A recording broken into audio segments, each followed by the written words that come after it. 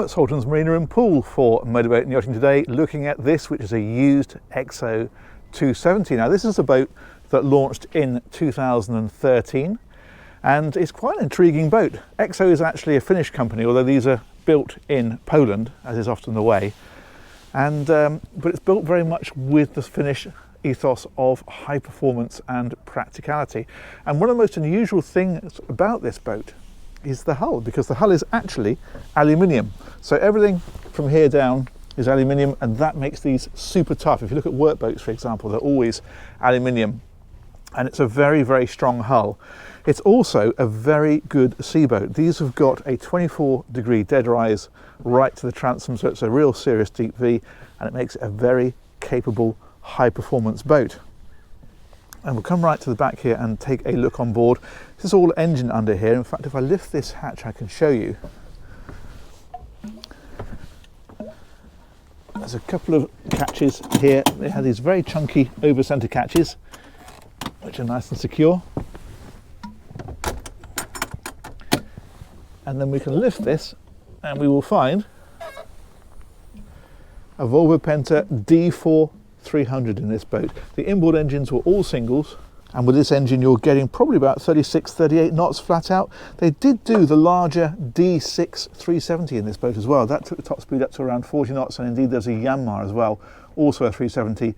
That was about 38 knots flat out. But the other interesting option was outboards. You could get twin outboards up to 250 horsepower, and then you were pushing on to 45 to 50 knots. But this is a particularly nice engine in this boat. It's a real sweet spot, really.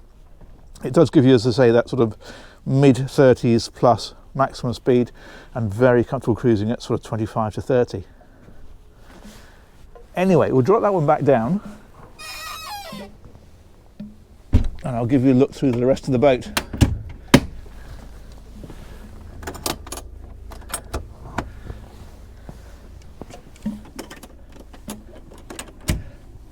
Now you have got a small cockpit area out here. You've got a flat bed at the back, and then you've got this seating area. In fact, this will actually drop down like so. So you've got a small cockpit just there. And then there's a sliding door, and that takes us into the interior. It's virtually full width. There is a very small side deck on either side, but this is pretty much the full width of the boat. So you get a decent amount of space in here. There's a dinette, as you can see, over on this side, and there's a couple of things that we can do with this. If we pull the little catch down here, that allows that to slope forward, so you've got seating all the way around. But also you can then drop that one completely flat, bring the table down, put some infill cushions on here, and that's then giving you a double bed so you can sleep here. Let's drop that one back up. On this particular boat then, we've got more seating over on the starboard side. What you could have is a galley unit on this side, so if you wanted a weekend on the boat and wanted to be able to cook, then that would allow you to do that. The helm then is up ahead of that. This one's got the fridge in it underneath the helm. That's a useful feature. And this is where you drive from. So lift bolster on this one, so you can bring that up, and you can also slide these hatches open very easily. There's one on either side, and that means if you want to, with the aid of this step here, which will hinge up out of the way, you can stand on that, put your head through the roof, so get a bit of fresh air, or when you're manoeuvring, get a bit of a better view. Now there's another option worth looking out for on these, and that is over on this side. So this normally, as standard, is storage. It could be upgraded, as this one has been, and put a small toilet in there. That's a very useful feature. It allows you to go out and stay out. Brilliant for a family boat. And the other thing that we have here is on this side. This rolls up, and it's a storage in here, but in fact it's just about big enough that you could sleep perhaps a child in there, or maybe even an adult. However, if you wanted more accommodation, you could have it. This boat is the RS version, and what we have with this is we can open this window,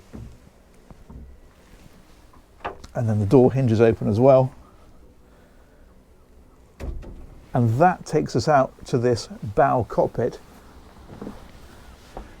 And this is storage up underneath here. So again, you've got these over center catches, and then these lift up. They're all on gas struts, which is nice, and these are very nicely finished in here as well.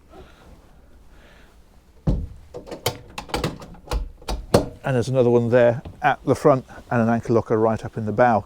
So this is like a bow cockpit area, but there's an alternative of a cabin version, and what that gives you is a flat deck here, and that creates sleeping for two underneath. So if you want to prioritise the sleeping and be able to stay overnight, then you can certainly do it.